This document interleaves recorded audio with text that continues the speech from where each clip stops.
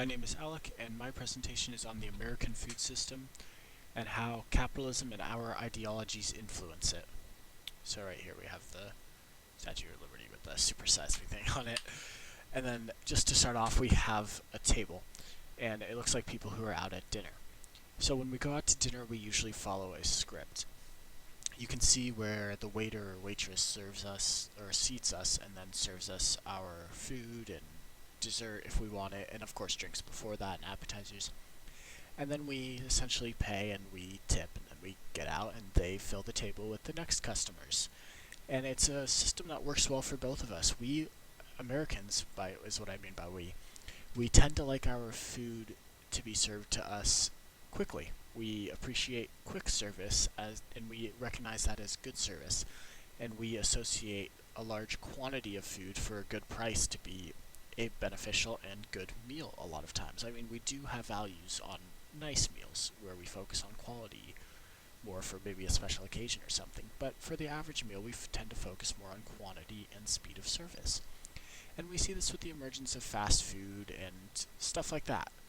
And this is different from other cultures, say Spain or France, where they focus more on the quality of food and the quality of time spent, and they would probably think if they went to a restaurant, the speed of service is a little bit rude, at least from a cultural perspective. Of course, it's different by the individual. And so our beliefs about food is heavily tied into our food economy. And 5.75 trillion US dollars was in total retail and food service sales for 2017. This accounts for 5% of our GDP. 10% of our employment was actually in the food economy, in food-related services. And 10% of consumers' disposable personal income was spent on food. So the food industry is pretty big. And it is much more than just food itself as well. I mean, the food industry uses 20% of energy used in the United States.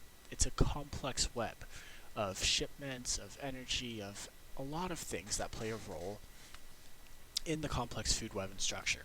And we see this in a globalization in terms of globalization with the algae from Lao, the river algae, in one of the earlier chapters from our reading that I have listed there down below. So, in our culture, we often take consumer responsibility, which makes sense if you think about it. We have a lot of financial responsibility in capitalism as well. And the way I'm going to introduce this is through Jill Dubish's chapter that we read in our textbook in the way that they classify health foods versus junk foods. We have terms under health foods with, like raw, organic, beneficial, and stuff like that, natural, whereas junk foods tend to be under greasy, processed, fried, and other things like that. And it creates a certain outlook and terminology that we use towards good and bad food, and we generally know that fries from McDonald's are junk food, and we can tell that carrots are probably a healthy food. However, there's foods that are a little bit in between and that aren't as clear and such, and so there's a lot of gray area, and the way that we get our information nowadays is very blurred out intentionally, from supplement industries trying to use obscure data research and stuff, and fast food industries lobbying against to protect their interests. And so there's this certain internal balance of us trying to balance being healthy and know what's healthy versus eating food that tastes good and that we actually enjoy as well, which sometimes, they're not mutually exclusive. However, it does create a conflicting, there is a generally conflicting interests inside of us, and this battle seems to be very healthy from a financial perspective for the supplement industry and the fast food industry, because it presents individualism in the sense that we're individually responsible for our own health, and that the medical recommendations and such can only go so far as to fully or accurately depict what a person needs for their unique intake in terms of nutrients, vitamins, and other sources of different foods and whatnot.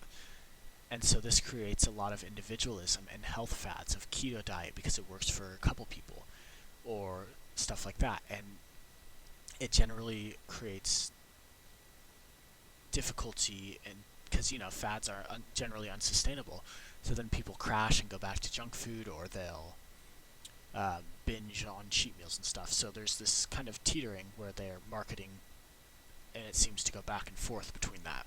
However, as we'll see here, we're being heavily manipulated by this marketing, but it is still considered to be the consumer's responsibility to pull yourself up by the bootstraps, just like it is for our financial responsibility. And we can compare this, we can see this in obese people.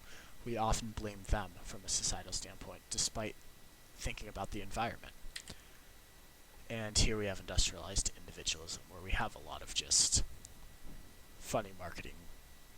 This is more so marketing from the fitness industry, and we'll see in a second marketing from the fast food industry, which we will get into even more. $11 billion was spent on TV ads, and 80% of that was the most unhealthy food offerings, and this refers to the food industry as a whole. And this statistic was also from 2017, so relatively recent.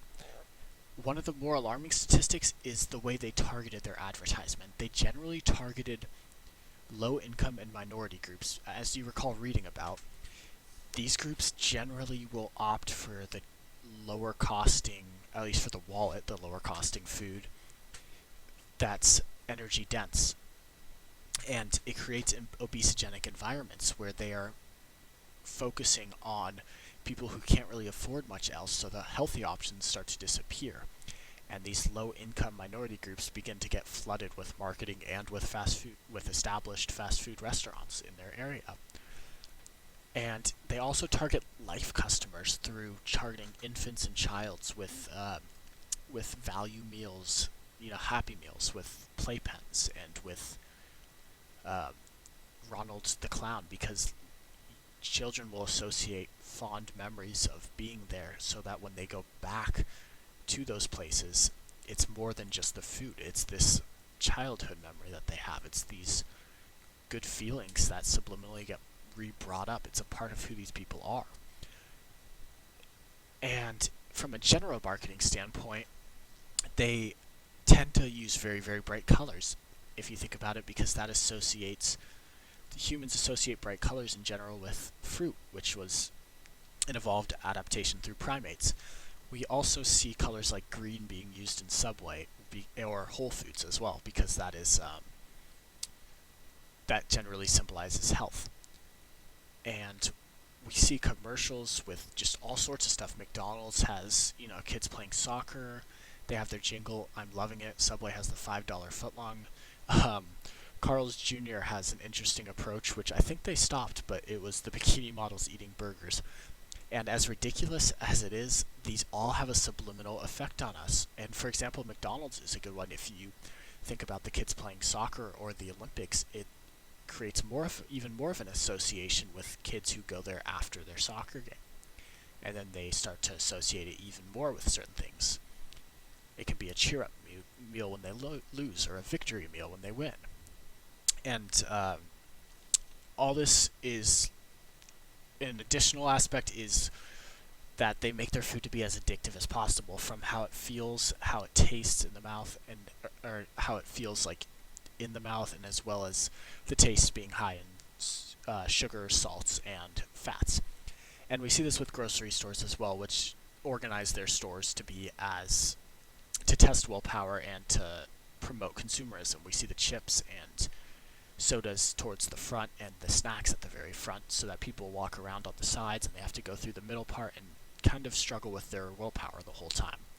And we also see value meals and stuff in fast food places. And what this all leads to is capitalizing on the food culture and hyper-capitalism in our food culture. And we will get into the connection in a second here, but first I just want to start by going into the food industry with corn.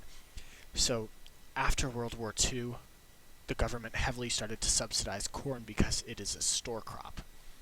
And this led to corn being bought at cheaper than it is grown, which is still going on today.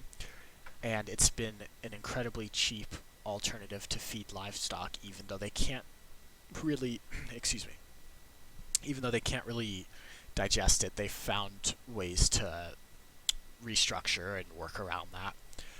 And at the same time, the fast food places have allocated their tasks and maxed out their efficiency so that they can serve more and more customers. If you think about like the drive-through and stuff, that's all serves fast food, like instantaneous production, like in a factory-like manner, and that puts more pressure on the farms as well to continue to produce. And so the cows have gotten bigger and bigger. They have harvested them faster and faster, shorter lifespans, and they feed them corn now because it's cheaper. And this all has had a very negative effect on our health. You know, if you look at the obesity rates rising, the alarming rates and such, however, it's cheaper. So from a capitalistic perspective, we view it as successful because it is cheap food, it's efficient, and it's competitive with other fast food places. It's good business. They're doing good from a business perspective.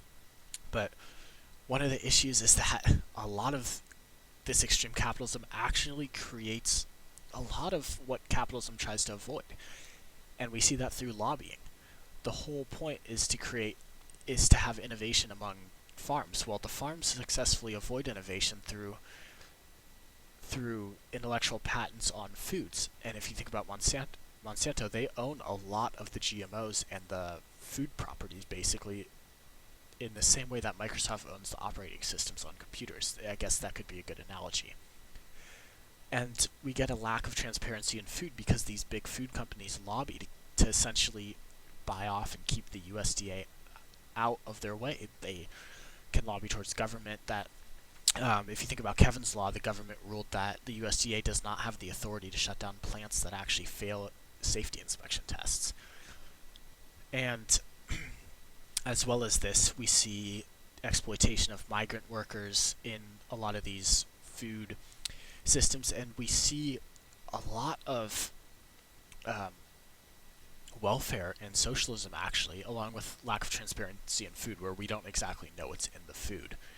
And what I mean by, sorry, I just went back and forth a little bit, but I'll go back to the welfare and socialism aspect, which, if you think about it,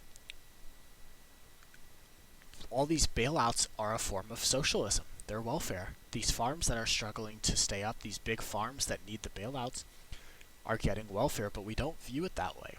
If an individual needs help to stay afloat, it is considered welfare and socialism. However, we somehow have a blind eye when it comes to the farms, and it's not really brought up. And a large portion of that is lobbying. And now we will move into the USDA and how their recommendations are affected as well by lobbying and by these big industries. So if you're a consumer who's looking to learn more about their dietary intake, you'll probably go to the USDA, right? That's a great place to start because it has the recommendations for general health, and it's by the government. So that seems like a reliable source. But the issue is that they're heavily influenced by consumerism, and they always have been, even in the food pyramid days, and since essentially the food factory farms became a thing. So if you look here, you'll see on the protein tables that at the very top is meats, which it is a high source of protein. However, if you look to the right, you'll see at the very top suggested forms of meat and the very first ones are a small steak or a steak, and then below that a hamburger. And they say lean hamburger, but whatever that means, or however you can find that. Is there condiments on it? Is there, there's a lot of just obscure kind of not helpful information here if you're a consumer who doesn't know much. And the way it's structured, we know that red meats in general are carcinogens. They cause health issues. They have been linked to cancer, to heart disease, to high cholesterol, to all sorts of things, strokes, whatnot, and all sorts of health issues. However, it's at the very top. And if you read their information, it says to limit saturated fats and to eat to try not to eat too much red meat. However, if you just click on their diagram here, it shows hamburgers and steak at the very top of protein, which we know is high in saturated fat, and red meat is generally considered unhealthy. And we see the same thing with the dairy. They recommend 3 cups of milk a day, despite the fact that milk is not an essential food group and that many people are lactase inpersistent. The only way school lunches can get their funding is if they offer milk. And so there's a large emphasis on milk in the public because the dairy industry has a lot at stake. And we see this in the plate selections. If we compare these two, on the left is the US recommendations from choosemyplate.gov, and on the right is the Canada plate nutritional guidelines, I guess, is what they would be considered. And we have the fruits and vegetables on both, which are pretty similar on the left. Of course, theirs shows actual fruits and vegetables. Ours just shows labeled portions. Their protein's on top, ours is on bottom on the right side, so it's just flipped. However, theirs says have plenty of fruits and vegetables, whereas ours shows it, but it doesn't necessarily show it more important than grains. It's pretty similar, however, if you look at it from a objective standpoint. And then on the right, you have grains for the US one, which doesn't specify the grains. If you look at the Canada one, it says choose whole grain foods. However, on the US one, it doesn't specify. That could be white flour, that could be hamburger buns, it could be rice, white rice, it could be whole grain pasta. You don't know exactly. It could be quinoa or couscous or who knows what. And then on the bottom there, it says protein, and again, it doesn't specify. And now, if you're wondering what types of protein, and you go to the USDA website, the first thing you're going to see is steak and hamburgers. And then, again, it also shows dairy there. And we know the dairy industry has a large stake in that because they need to continuously sell their products, which is the same way as we saw in that Superman commercial earlier in this presentation. And notice that the Canada plate also says drink more water, choose whole grains. So there's a little bit more of a consumer focus in mind on that one, on the Canadian one. And this is from two capitalists. Both nations are capitalists, so it shows a little bit of a contrast in our state where we've gone to the point of being exploited by these big companies that are just kind of looking to lobby and use their money to make more money and exploit the consumers. And so, with all this information in mind, it is very important to be an informed consumer because consumers do determine the demand of the market. And we see this in increased organic food industry, community-supported agriculture, and local farmers markets being more popular. And we're seeing this in the Beyond Meat and almond milk alternatives and stuff. And we see veganism and vegetarianism, which was once thought as to be very against the system in a sort of way, now becoming a lot more mainstream and accepted, and even fast food places are catering them through vegetarian options. So with all this in mind, it's important to recognize the power we have as a consumer and the responsibility that, I don't want to say should be on us, but it kind of is and thrusted on us through our society, that it's ultimately up to us to be informed and aware of what's going on. But at the same time, we have these companies that are benefiting on hypercapitalism and such, and they're taking the system to the extreme, benefiting on welfare, and kind of exploiting the whole individual consumer and consumers in general to support our beliefs of fast, efficient food. However, it's very consequential to our health, and it's unsustainable as well. So I'm not going to claim to know all the solutions, but I just think that I should point out that there's a lot of consumer power as well. And that pretty much wraps up all the information. So thank you for listening, and I hope that you have a better overview of our food system and how it relates to the power structures of capitalism involved, and maybe some of the issues and downfalls in it. I know it was a lot of information. I was trying to be as general as possible and have an overarching, broad explanation for it. However, as hard as I did try to not dive down rabbit holes, there's just so many different ways you could go. I feel like almost every single one of these slides could be an entire presentation, so I tried to make it more general and overviewing. But thank you for listening, and that's all.